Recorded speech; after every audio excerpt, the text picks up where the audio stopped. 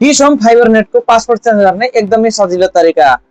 अघि सबैभन्दा पहिले आफ्नो मोबाइलको कुनै पनि एउटा ब्राउजरलाई ओपन गर्नुहोस्। ब्राउजर ओपन गरिसकेपछि माथि सर्च बारमा 192.168.18.1 हानेर यसलाई इन्टर गर्नुहोस्। इन्टर गरिसकेपछि यस्तो किसिमले इन्टरफेस खुल्छ। इन्टरफेस खुलिसकेपछि यो माथि युजर नेम र तल पासवर्ड छ, यो दुईटामा मैले यहाँ स्क्रिनमा दिएको कोड हान्नुहोस्। हानिसकेपछि यो ओपन हुन्छ। लगइन गरिसकेपछि यस्तो किसिमको इन्टरफेस आउँछ। यस्तो किसिमको इन्टरफेस पछि तपाईहरुले यसलाई तपाईले हल्का जुम गर्नुहोस् र एडभान्समा जानुहोस्। एडभान्समा गइसकेपछि यहाँ WLAN भन्ने अप्सन छ, WLAN मा जानुहोस्।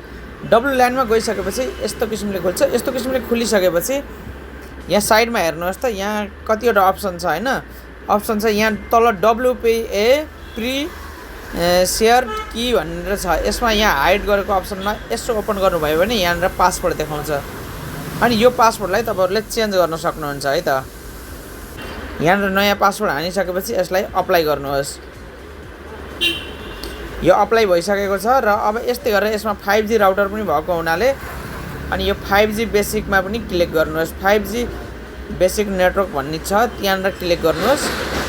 क्लिक गरिसकेपछि यसमा पनि सेम प्रोसेस गर्नुहोस्। यहाँ हाइडको अप्सनमा यहाँ हेर्नुहोस्, यहाँ पासवर्ड हानेको छ, यसलाई काट्नुहोस् र यसमा पनि नयाँ पासवर्ड सेट गर्नुहोस्।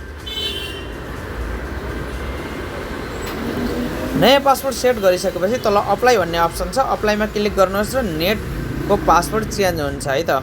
यति गरिसकेपछि हजुरहरूले सजिलैसँग पासवर्ड चेन्ज गर्नुभयो होला है।